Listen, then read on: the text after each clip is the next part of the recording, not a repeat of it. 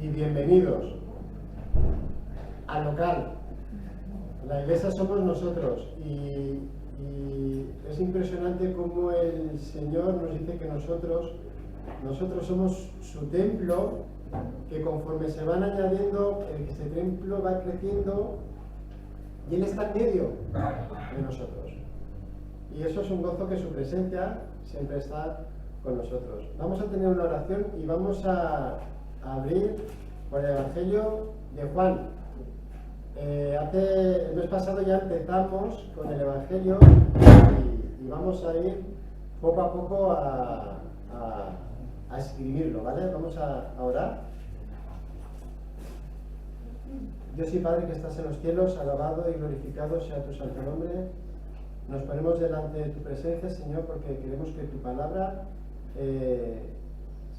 permanezca en nuestro corazón, que tu Espíritu Santo obre, Señor, en nuestras vidas, que tengamos oídos atentos a ti, Señor, y que podamos obedecer tu palabra, Señor. Ayuda a nuestros corazones y gracias porque tu presencia está también a nosotros. En tu nombre, Señor Jesús, te damos las gracias. Amén. El mes pasado estuvimos dando los 5 primeros versículos del Evangelio de San Juan y nos quedó claro 3 cosas importantes. Primero, que el verbo, que es la palabra, es una persona, es Cristo. Y de Cristo nos dice Juan en estos 5 primeros versículos que Cristo es eterno, porque ya estaba antes de cuando empezó a crear. 2, que Cristo fue creador.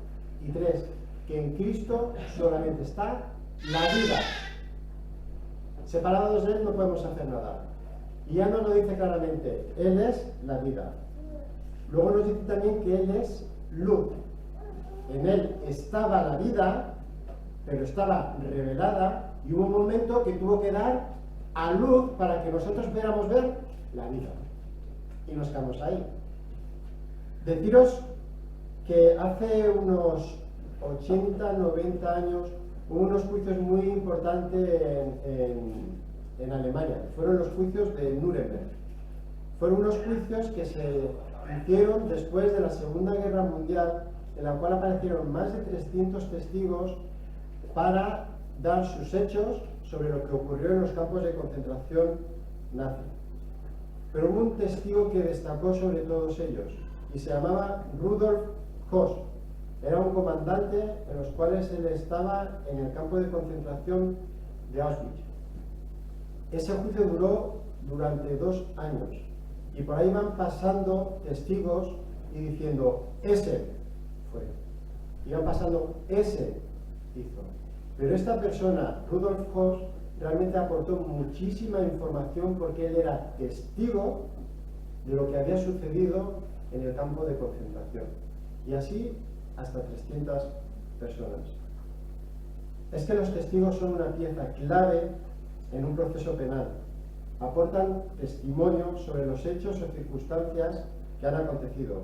Proporcionan un relato de primera mano que hayan estado, algo han visto, han oído o han experimentado.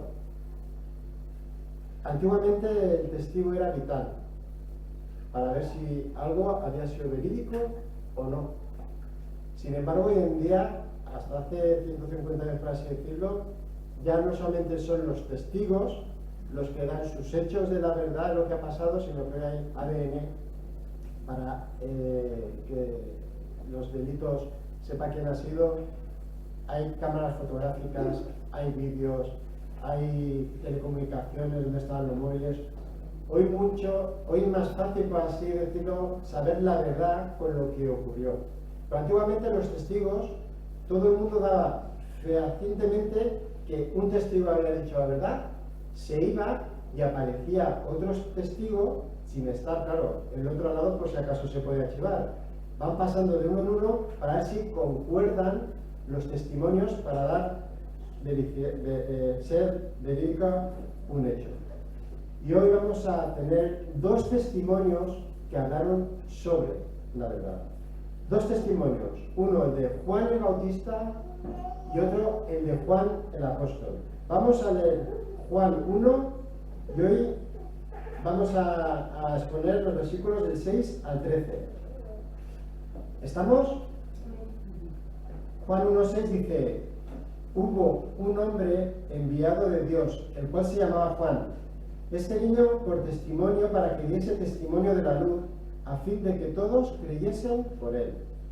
No era él la luz, sino para que diese testimonio de la luz. Aquella luz verdadera que alumbra a todo hombre venía a este mundo. En el mundo estaba y el mundo por él fue hecho, pero el mundo no le conoció. A lo suyo vino y los suyos no le recibieron.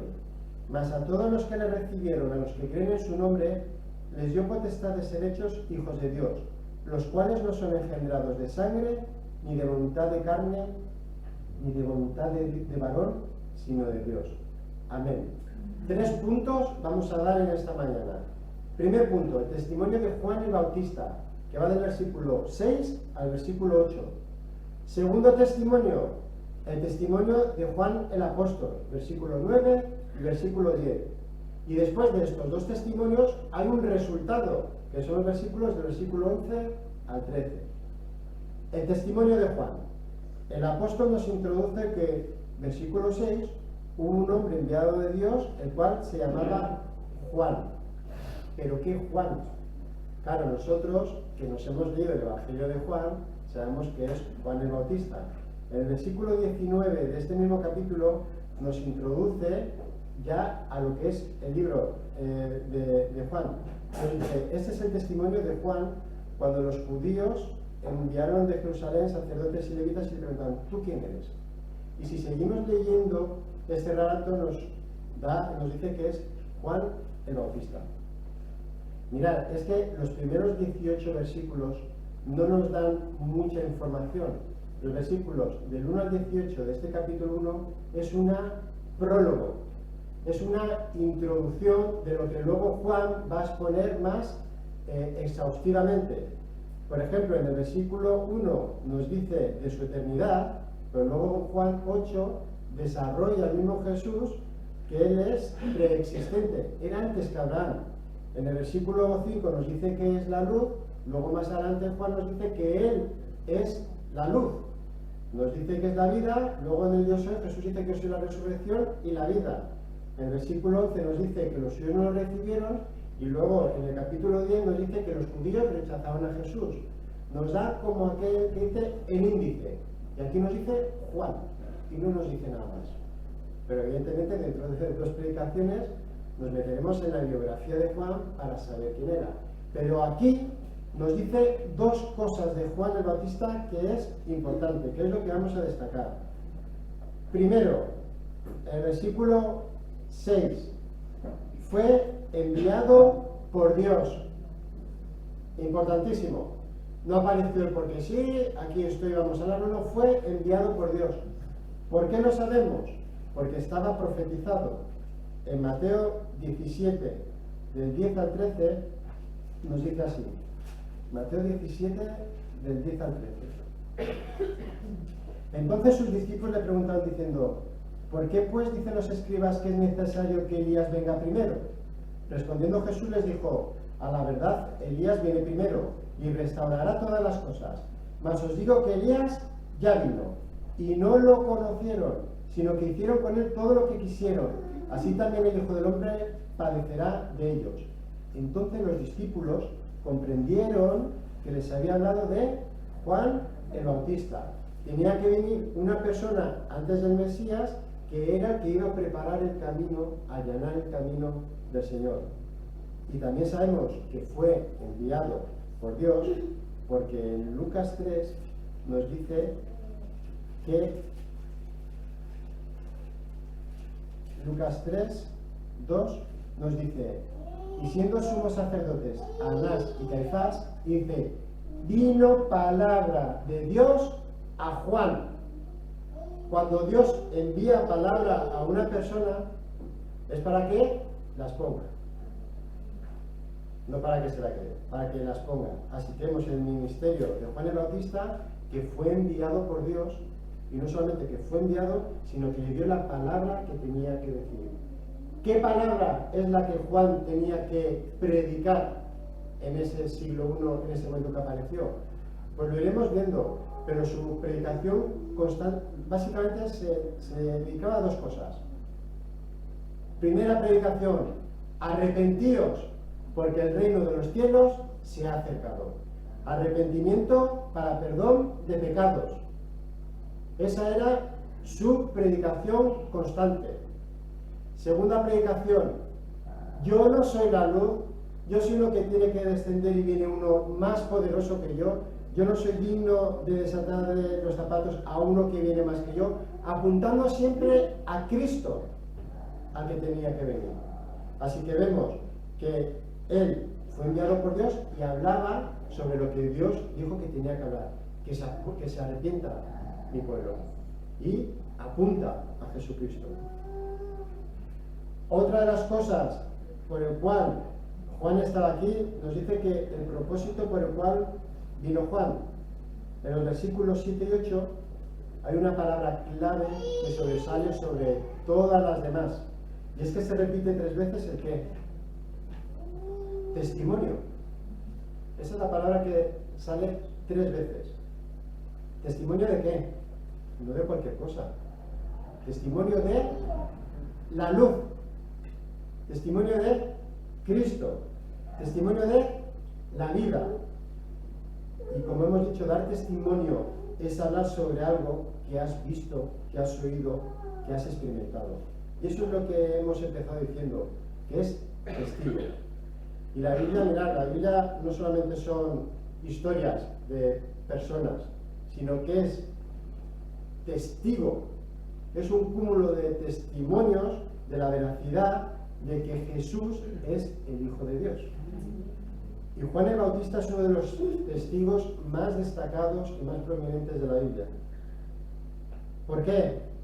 Porque así como todos los profetas daban testimonio de lo que iba a ocurrir, Juan el Bautista lo vio, lo escuchó, lo tocó, lo bautizó, escuchó la voz del Padre, vio en forma de paloma al Espíritu Santo.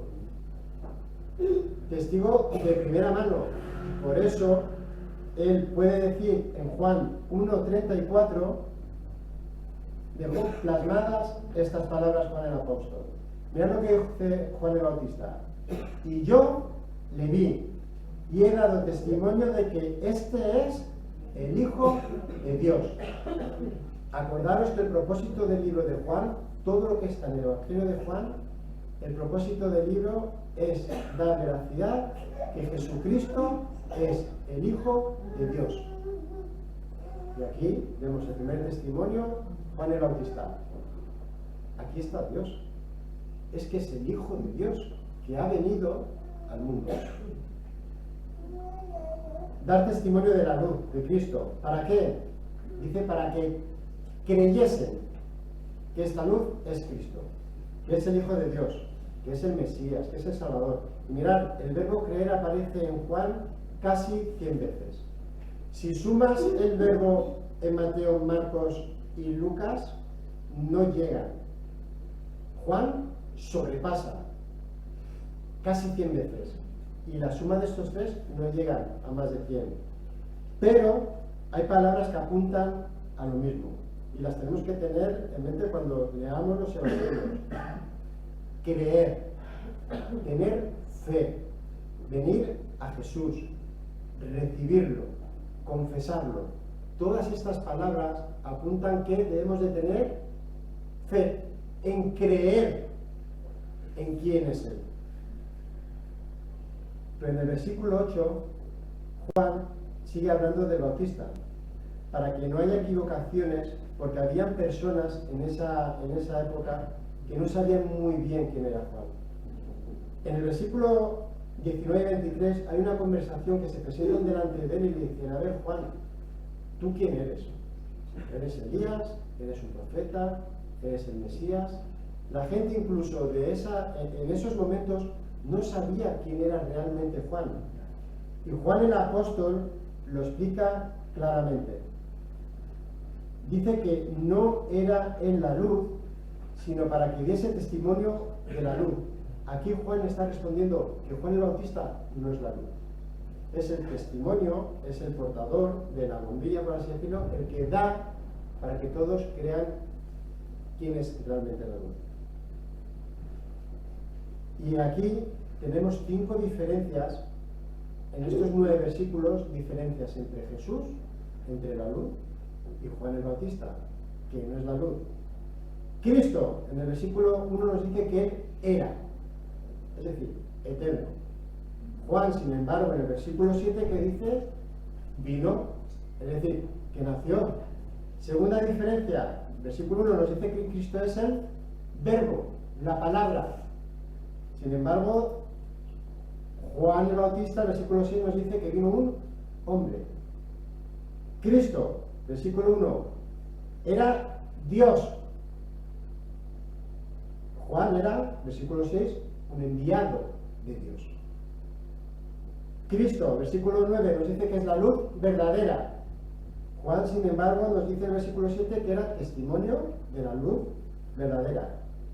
Cristo es el objeto de la fe y Juan el Bautista es el medio por el cual llegamos a conocer y confiar en Jesucristo. Hay diferencias completamente entre Juan y Cristo. Y Juan lo está plasmando aquí. Él era el que tenía que, para que nosotros pudiéramos ver la luz. Testimonio.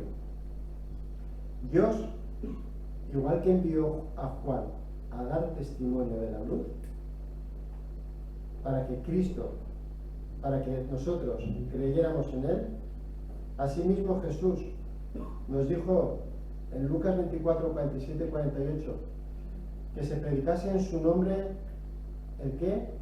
El arrepentimiento y perdón de pecados en todas las naciones, comenzando desde Jerusalén. Dice, y vosotros sois testigos de estas cosas. Hermano, la primera pregunta que nos tenemos que hacer es si realmente nosotros nos consideramos testigos de la vida que hemos recibido y de la luz que hemos podido ver en Cristo. Esta es la pregunta. ¿Somos realmente testigos? Porque mirad, si en Nuremberg hubieran hecho los juicios y no se hubiera presentado nadie como testigo, ahora mismo todos los nazis estarían en libertad. De hecho, deciros más, que aunque no diéramos testimonio, que hay que darlo porque nos dice ir y predicar a las naciones, las piedras andarían. Nos dice el Señor Jesucristo que vosotros ahora que tenéis vida, vosotros sois la luz del mundo. Y aunque tú quisieras esconder la luz, Jesús es más brillante que el sol, que aún así resplandecería. Y es un privilegio el poder dar testimonio de nuestro Rey, Señor y Salvador. Porque es salvación para las personas. Es un privilegio, no es una carga. Y Dios y Señor Jesús nos dice, pero que os van a perseguir, que estamos ya, nos ha avisado, si esto me lo hicieron a mí, que soy la luz, ¿qué os van a hacer a vosotros? ¿Sabéis cómo acabó Juan el Bautista, verdad? Le cortaron la cabeza. Así que todo tiene unas consecuencias. Así que aquí tenemos, primero, el testimonio de Juan el Bautista. Fue enviado por Dios y el propósito que fue enviado fue para dar testimonio. Segundo testimonio, el de Juan el Apóstol. Los versículos que van del 9 al 10. Nos remarca Juan, versículo 9, aquella luz verdadera. Y es que en aquella época, siglo I, habían lucecitas. Es decir, había muchas personas, eran figuras mesiánicas que se consideraban ellos que probablemente podían liberar a Israel de lo propio romano. Estaba Judas el Galileo, Teudas, Eleazar, pero eran personas que una vez que fallecieron, dicen que estos movimientos desaparecían. Pero hemos visto que el movimiento del Señor Jesucristo permanece. Porque murió y no se quedó en la tumba, sino que resucitó. Y Juan nos dice que Él es la luz verdadera. En el siglo I, los que están leyendo estos, olvidaros de todos los personajes que puedan estar saliendo, que Él es la luz verdadera. No hay más líderes, no, olvidaros, es Jesús la luz verdadera. Pero esta luz verdadera nos dice que Juan que destaca dos cosas. Vio en él dos cosas importantes. dice que, primero, venía a este mundo y dos, ilumina a todo hombre. La primera cosa, venía a este mundo, es decir, se reveló, se manifestó, porque Cristo ya era, ya estaba, la vida siempre ha estado, pero hubo un momento en la historia que se manifestó. Y Juan dice aquí, venía a este mundo. Y Juan lo dice claramente en su carta, en primera de Juan 1 y versículo 2. Esta pista ya la vimos. Y empieza diciendo, para que no quede ninguna duda, nos dice primera de Juan 1 y 2. Lo que era desde el principio, antes de todo, dice, lo que hemos oído, lo que hemos visto, lo que hemos contemplado y palparon nuestras manos tocante al verbo de la vida, porque la vida fue, ¿qué dice? Manifestada, dice Juan, y la hemos visto. Y testificamos, y os anunciamos la vida eterna, la cual estaba con el Padre y se nos manifestó. Así que vemos la vida que estaba con el Padre y en un momento determinado se manifiesta para dar luz a las personas para que puedan decir, realmente existe la vida. Y ese destello, luz, se ilumina todo y de repente la gente empieza a ver que realmente existe algo que no habían percibido todavía. Y es la figura de Cristo, porque la humanidad está en tinieblas y necesitan que resplandezca para poder ver. Es como nos ha dicho Noelia esta mañana. A mí ahora mismo me quitan las lentillas y soy como un elefante en una cacharrería. No sabría ni por dónde ir. Pero una vez que te pones las gafas o te enciende la luz, puedes ver y sabes por dónde tienes que caminar. Pues esto es lo mismo. Pero no solamente Juan nos dice que se manifestó, sino que Pablo, 1 Timoteo 3:16, la primera cláusula que nos dice, e indiscutiblemente grande es el misterio de la piedad. Mirad qué misterio. ¿Cuál? Dios fue manifestado en carne. Dios mismo se manifestó en la segunda persona de la Trinidad, en Jesús. Y otro versículo más. Efesios 3:6. Hay muchos más, ¿vale? Y me voy al de Efesios. En Colosenses también hay otro que es Colosenses 1, 26, 27. Dice Efesios 3:6, que por revelación me fue declarado el misterio. Acordaros qué misterio, algo que no haya sido revelado todavía, ¿vale? Estaba ahí, ¿vale? Es como, siempre ha estado ahí, pero ha habido una cortina. La cuestión está que la gente no lo ve, pero siempre ha estado ahí. Hasta que no descubres el misterio es cuando tú corres la cortina y dices, anda, sí estaba ahí. Pero Dios siempre ha estado, pero ha estado con la cortina tapada. Hasta que no se descubre o se manifiesta, no sabes que está ahí, pero siempre ha estado ahí. Ese es el misterio. Dice, como antes lo he escrito brevemente, leyendo lo cual podéis entender cuál sea mi conocimiento en el misterio de Cristo. Misterio que en otras generaciones no se dio a conocer a los hijos de los hombres, como ahora es revelado a sus santos apóstoles y profetas por el Espíritu, que los gentiles son coherederos y miembros del mismo cuerpo y copartícipes de la promesa en Cristo Jesús por medio del Evangelio. Lo que están hablando Juan el Bautista y Juan, testificando de lo que han visto, el Evangelio. Y 2, venía a este mundo, se reveló, se manifestó. Y nos dice que ilumina a todo hombre. Mirad, en un sentido, hay una iluminación general a todos y cada uno de los que estamos en este planeta y van a seguir viviendo. Y esta iluminación nos dice Romano que son dos cosas. Uno, por medio de la creación, podemos conocer que hay un Dios, y por medio de la presencia, algo interno, que es la que es el juez que nos dice, hay cosas, esto está mal, esto está. Dios ha puesto un juez, por así decirlo, dentro de nosotros que nos dice que hay una moral, hay algo que está bien y algo que está mal. Pero nos dice que esta iluminación, que cada una de las personas que están en la tierra, esta iluminación no lleva a salvación. Lo único que lleva a salvación es Cristo. Y para eso tiene que ser revelado, como nos dice en el texto. Esta iluminación general no salva. Solamente salva si conocemos a Cristo. Él nos dice, yo soy la luz del mundo. Y vamos, aquí hay dos palabras que se van a repetir mucho por todo el Evangelio de Juan y que tenemos que tener clara, y las voy a explicar de manera rápida porque nos iremos parando cuando vayamos entrando en tema, ¿vale? Os he dicho que habían dos cosas de Juan el Bautista que nos dan a entender ese testimonio. Una que decía, venía a este mundo, ilumina a todo hombre. Estas dos palabras, mundo y todo hombre. En la Biblia, si la cogemos y nos levantamos por la mañana, muchas veces leemos un versículo, ¿verdad? Y leemos un versículo y a partir de ahí sacamos una enseñanza que es como la pastilla que tenemos ya para cumplir el día y decir, madre mía, lo que he leído hoy. Pero cuando tú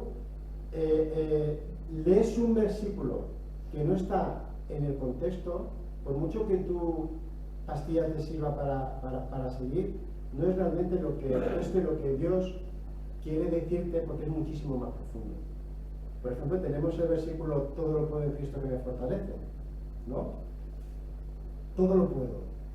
No, es que nosotros no podemos nada.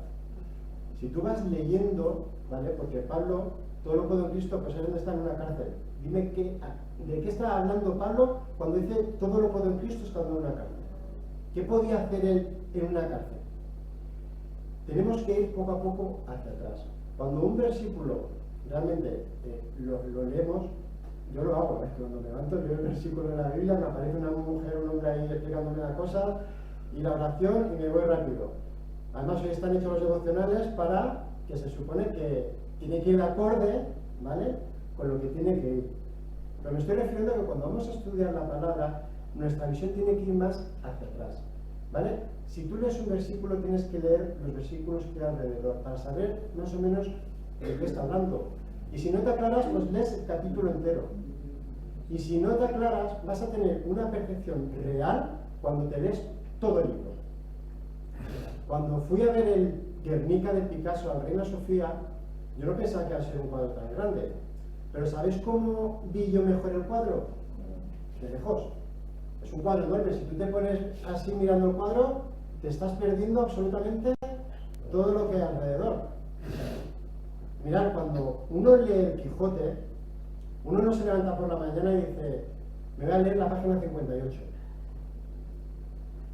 Y terminas en la 59. Dime, ¿qué página vas a leer tú al día siguiente? La 60, ¿no? Pues a veces leemos la 220. Y no tiene que ver una cosa con otra. Estamos leyendo un libro.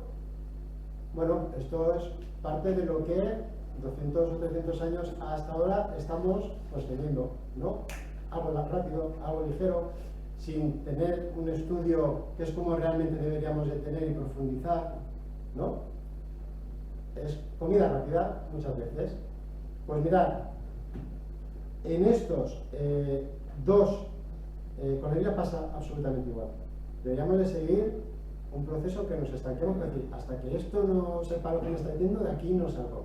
Porque vamos a aprender muchísimo más que coger ideas sueltas y se te van olvidando. Uno aprende más cuando lee un libro y poco a poco va estrujándolo, se te van quedando las ideas, se te van quedando el libro, se te van quedando que era Nicodemo, que era el otro, que leyendo Efesios, Colosenses, al final ya no sabemos ni quién es Amós. ¿Entendéis? Por así decirlo. Pero que a mí me pasa, que cuando voy rápido leo esa buena semilla, ¿no? Lo mínimo por lo menos leer, ¿vale? Pero aquí, a veces tenemos que tener una perspectiva real de lo que ocurre. Y en la Biblia, y sobre todo en el Evangelio de Juan, enseña que si lees todo el Evangelio de San Juan, nos dice que el Evangelio es universal, es decir, que es para todos, pero no es universalista. Es decir, que no todos se salvan. De hecho, evidentemente sale a la calle. Es universal, pero no universalista. No todos se salvan. Juan nos está diciendo que hay una expiación limitada. No todos se van a salvar. Hay un límite. Y ahora aparecen estas dos palabras: todo hombre y mundo. Y no quiere dar el sentido que 2000 años después en España le estamos dando, y además en nuestro castellano de hoy en día. Y os daré varios ejemplos. María, ¿puedes poner? He dicho que una diapositiva con otra. Estas dos palabras que se os metan en la cabeza, porque es importantísimo cuando leemos el Evangelio de Juan o cualquier otra parte del Nuevo Testamento.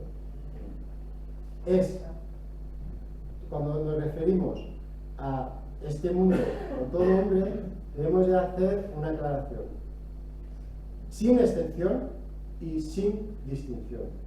Sin excepción, cada persona individual de este planeta, y sin distinción significa que judíos, gentiles, no se hace distinción por su condición, nacionalidad, trabajo que tenga o cualquier otra cosa. Ejemplos. Os voy a dar 4 ejemplos. Juan 12:10, para que sepamos de qué estamos hablando. Juan 12:19. Aquí la palabra mundo dice: pero los fariseos dijeron entre sí, ya veis que no conseguís nada. Dice: mirad, el mundo se va tras él. La pregunta: mundo, ¿aquí qué es? ¿Sin excepción o sin distinción?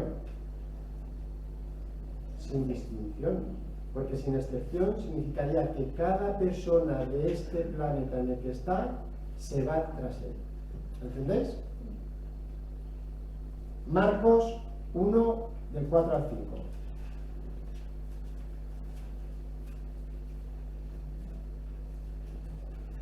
Marcos 4, 1 al 5. ¿Marcos 1, del 4 al 5? Sí. Marcos 1, 4 y 5. Dice: bautizaba Juan en el desierto y predicaba el bautismo de arrepentimiento para perdón de pecados. Dice: y salían a él, ¿qué dice? Toda la provincia de Judea. Dice: y todos los de Jerusalén. Mi pregunta: ¿todos, sin excepción, todas las personas que habían en Jerusalén salían a ver a Juan el Bautista, o sin distinción? De toda clase. Porque es imposible que salgan todos a la misma hora para ir a ver a Juan. ¿Entendéis? Siguiente.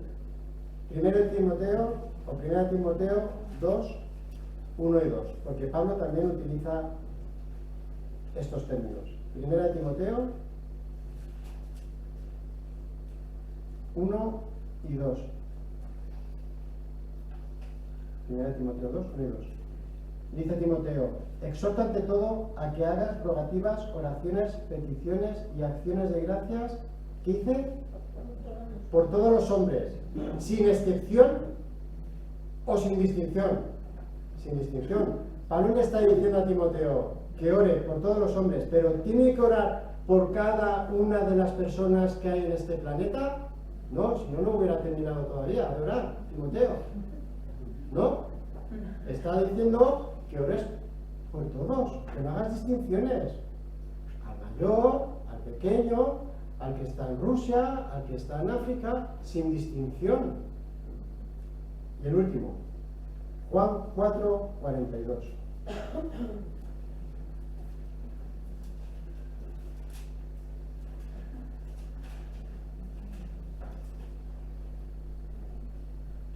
Juan 4:42 decían a la mujer, está hablando del grupo de personas que eran samaritanos, y está hablando con la mujer samaritana. Dice: ya no creemos solamente por tu dicho, porque nosotros mismos hemos oído y sabemos que verdaderamente este es el Salvador del mundo. Mi pregunta: ¿Jesús es el Salvador del mundo? Sí. ¿Dios salva a todo el mundo? No. ¿Entonces es el Salvador del mundo? Bueno, pues sí, porque es el Salvador del mundo sin distinción, pero no es el Salvador del mundo en un sentido sin excepción, a cada persona del planeta que hay. Y está muy bien donde lo pone Juan, ya hablaremos de él, porque es que nos está diciendo, mirad, Juan 3 nos aparece una persona que se llama Nicodemo. En el capítulo 4 nos aparece una mujer que no le da ni nombre. En el capítulo 3 tenemos Nicodemo, que es un hombre. En el capítulo 4 tenemos una mujer sin nombre, mujer.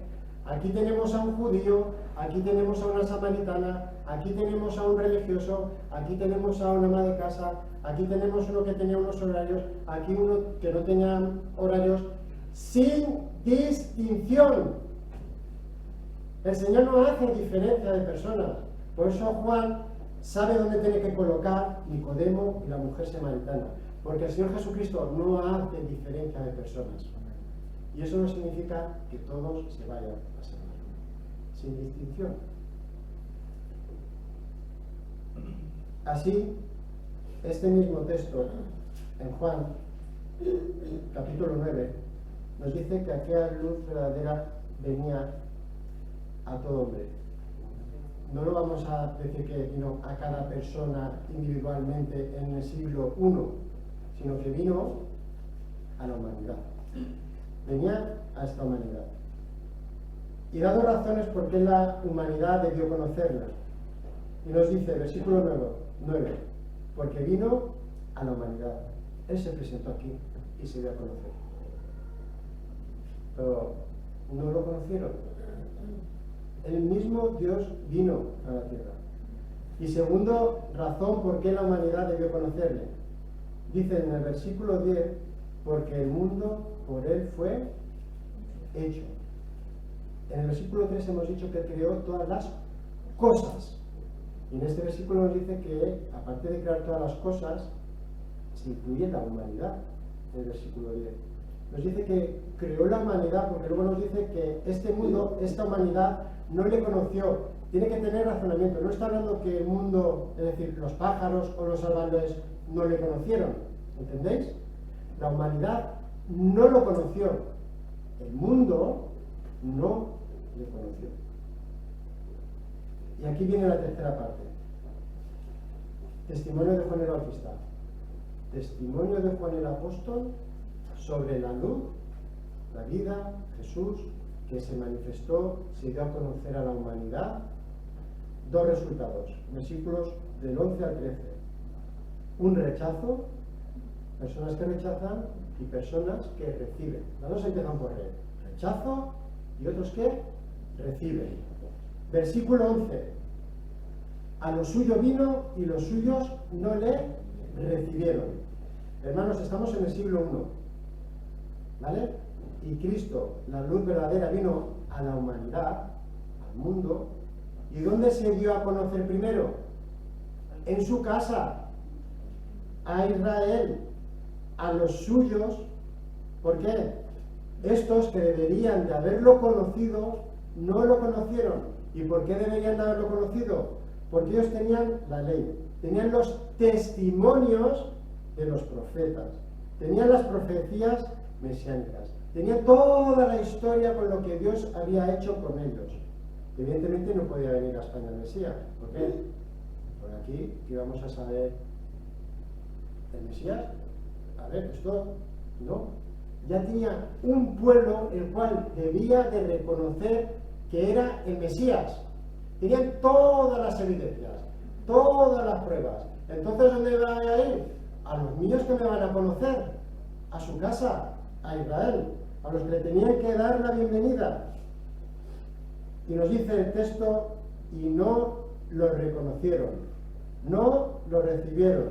Su pueblo no le dio la bienvenida, se desentendieron totalmente.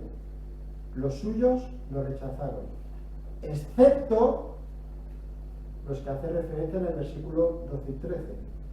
¿Qué dice el versículo 12? Mas a todos los que dicen. Todos, sin distinción, le reciben. sean judíos o griegos. Mas a todos, sin distinción, equivale a decir cualquiera, ¿vale? Judío o gentil. El pueblo judío rechazó al Salvador, pero hubo algunas personas de los judíos que lo recibieron, que lo aceptaron. Aquí nos dice que los suyos no le recibieron, pero los suyos no significa todos y cada uno de los que había en Israel. Hubo personas que aceptaron y recibieron al Señor. ¿Y qué dice? Mas cualquiera que reciba, que le reconozca, que le dé la bienvenida. Antes, como os he dicho, la palabra creer, equivale también a tener fe, a recibirlo. El nombre de Cristo nos dice que a los que creen en su nombre, nos está diciendo exactamente los mismos.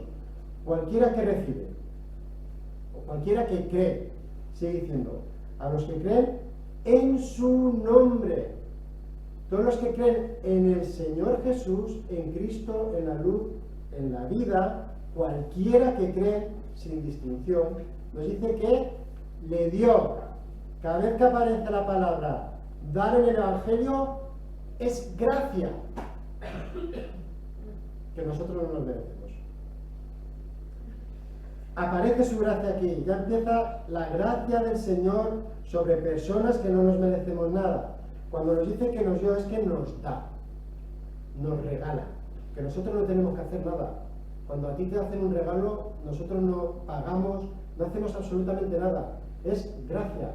Nos dio, ¿qué nos dio? La potestad, la autoridad de ser hechos hijos de Dios.